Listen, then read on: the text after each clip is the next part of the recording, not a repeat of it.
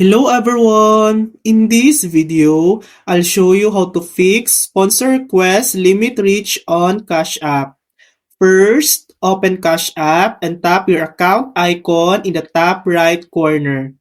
Go to support, then in the search bar, type remove sponsor.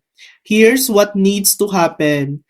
The main sponsor must remove one of the people they've sponsored to make room for new sponsorships. To do this, scroll down to the bottom of the support article and tap contact support and tap chat.